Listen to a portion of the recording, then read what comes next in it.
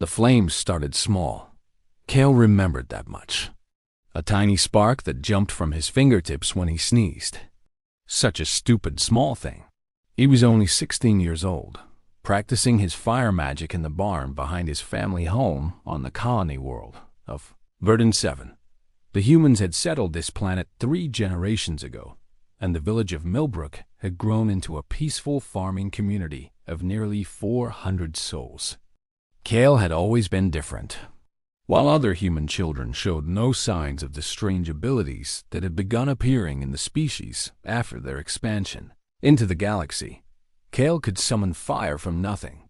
The Galactic Council of Elder Races had warned humanity about these emerging powers. They called them dangerous, unstable. They said humans were evolving too fast, gaining abilities that took other species millions of years to develop. But humanity, as always, ignored the warnings. The spark landed on dry hay. Kale tried to smother it with his hands, but his panic only made things worse. More fire poured from his palms. The flames grew hungry, spreading across the wooden floor of the barn like living creatures seeking prey. He screamed for help, but his voice was lost in the growing roar of the inferno. Within minutes, the barn was fully engulfed. The wind carried burning embers to the neighboring structures. Millbrook was built in the old Earth style, with wooden houses and thatched roofs. The settlers had wanted to preserve the traditions of their ancestors. Now those traditions burned. Kale ran through the streets, watching his nightmare unfold in slow motion. He saw Mrs. Chun stumble out of her bakery, her arms wrapped around her twin daughters. He saw old Marcus trying to save his livestock, only to be driven back by walls of flame. He saw his own home catch fire, and he heard his mother screaming his name from inside. He tried to stop the flames. He truly did. But every time he reached out with his power, trying to pull the fire back into himself, it only grew stronger. His fear fed it. His guilt made it hungry. The fire had become a living extension of his emotions, and his emotions were chaos. By the time the colony's emergency response teams arrived from the capital city 2 hours away, Millbrook was ash. 347 people had lived in the village that morning. Only 212 survived the fire. Among the dead were Kale's parents, his younger sister, and his grandmother.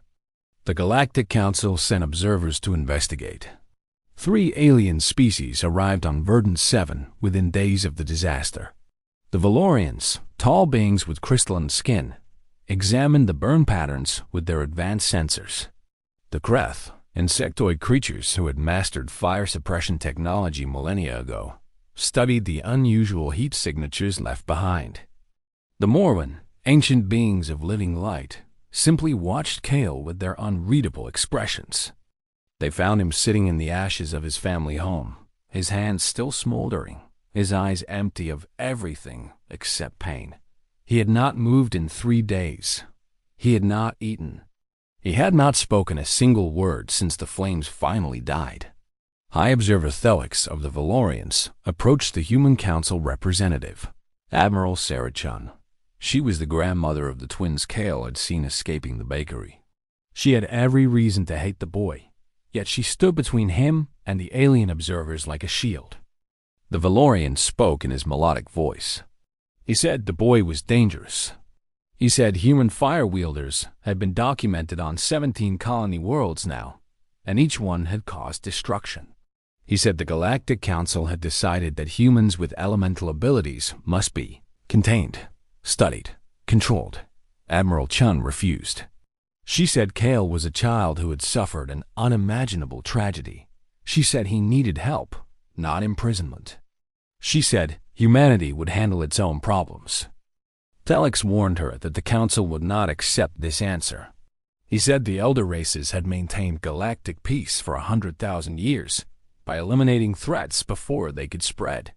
He said humans were the youngest species in the galaxy, barely 500 years into their expansion, and they did not understand the dangers of unchecked power. Admiral Chun told him to leave. The aliens departed, but everyone knew they would return with more than words. The Galactic Council had ended civilizations before. They had reduced entire species to primitive states, stripped them of technology and knowledge, all in the name of peace. Humanity had always been too small, too scattered, too new to pose any real threat. But these emerging powers changed everything. Kale finally spoke on the 7th day after the fire. He told Admiral Chun that he wanted to die. He said he could still hear the screams. He said he could still feel the flames in his blood, waiting to escape, waiting to hurt more people. He begged her to kill him before he destroyed anything else. She sat down in the ashes beside him. She took his smoking hands in her own, ignoring the pain as his heat blistered her palms. She told him about her own granddaughters, how they had survived because of him. She explained that witnesses had seen him standing in the middle of the inferno, his arms spread wide, pulling the flames away from the escaping villages.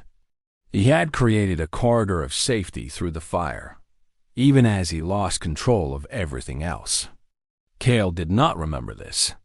His mind had blocked out everything except his failure. But Admiral Chun showed him the recordings from the survivors' neural implants.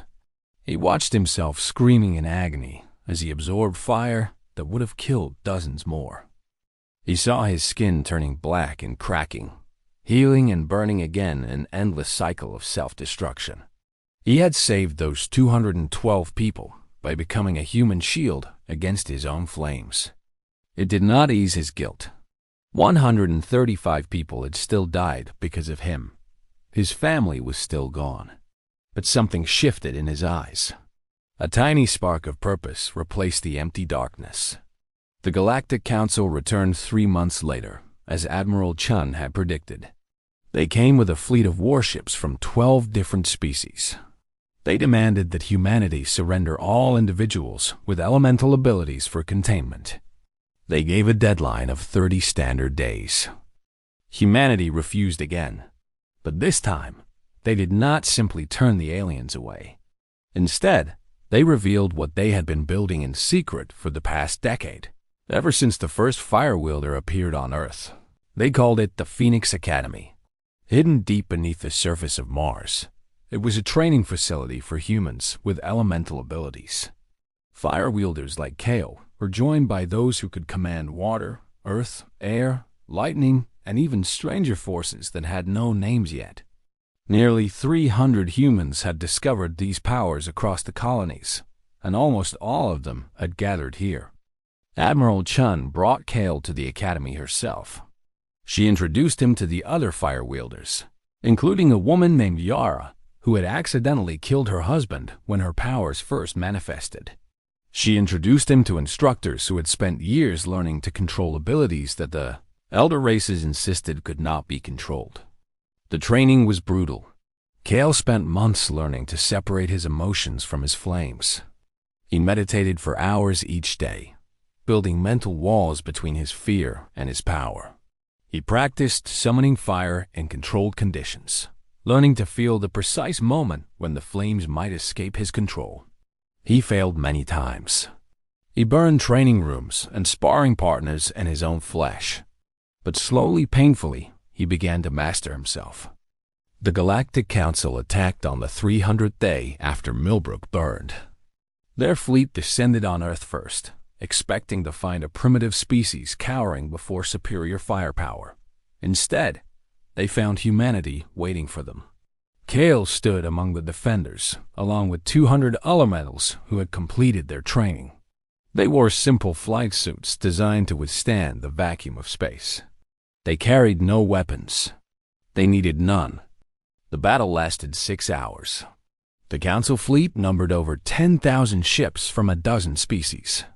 They had weapons that could crack planets and shields that could withstand nuclear bombardment. They had fought wars across the galaxy for 100,000 years. None of it mattered.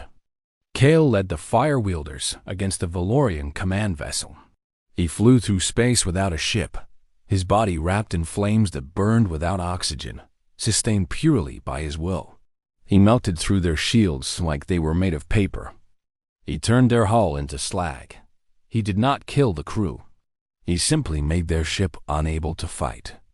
The water wielders froze the Kreth fleet solid, their ships becoming crystalline sculptures drifting in the void. The earth wielders summoned asteroids from the belt, sending mountains of rock crashing into the enemy formations. The lightning wielders danced between ships, overloading their systems with power that made their own reactors look like candles. When it was over, the Council had lost half their fleet, and every surviving ship had sustained damage beyond repair. Humanity had not lost a single elemental. High Observer Thelix was brought before Admiral Chun in chains. She asked him if he understood now why humanity had refused his demands. She asked if he understood what happened when the youngest species in the galaxy evolved abilities that the elder races considered impossible. He admitted that he did not understand. He said the Council had studied evolution for millions of years. He said no species had ever developed elemental powers naturally. He asked how humans had achieved in 500 years what others could not achieve in eternity. Admiral Chun smiled. She told him that humans did not believe in impossible things. She said that when faced with limits, humans found ways to break them. She explained that human evolution was not following the careful patterns of the elder races, because humanity had never been careful about anything. She also told him that the elementals were not weapons. They were children who had been given terrible gifts and taught to use them responsibly. She introduced him to Kale, the boy who had burned his village and then spent a year learning to carry that guilt without letting it destroy him. Kale looked at the alien who had wanted to lock him away. He thought about Millbrook, about his parents, about the screams that still echoed in his dreams every night. The guilt had not faded. It never would. He would carry those 135 souls with him until his own death. But he had learned something in the Phoenix Academy. He had learned that guilt could be transformed into purpose. He had learned that the flames in his blood could heal as easily as they destroyed, if he had the will to control them. He had learned that being dangerous did not mean being evil. He extended his hand to Thelix. A small flame danced on his palm, gentle and warm, casting light without heat. He told the alien that humanity would teach the galaxy about these powers. He said they would train anyone who developed elemental abilities, regardless of species. He promised that no one else would have to suffer what Millbrook suffered if humanity could help it. The Galactic Council surrendered that day, not to military conquest, but to an offer of partnership. Within a decade, elementals from 30 different species trained at the Phoenix Academy. Within a century, the Academy had campuses on 1,000 worlds. Kale became the first headmaster of the original Academy. He built a memorial to Millbrook in the entrance hall, listing every name of every person who died in the fire. He stood before that memorial every morning until the day he died, 300 years later. The guilt never left him. He never wanted it to. He let it burn inside him like an eternal flame, a reminder of what could happen when power was left untrained and fear was allowed to rule. He transformed that guilt into a legacy that saved countless lives across the galaxy. And in the end, when the universe remembers humanity's first contact with the elder races, it does not remember the battle. It remembers the boy who burned his village and then spent his entire life making sure no one else had to carry the same weight. It remembers that humans do not run from their mistakes. They learn from them. They grow from them. They become something new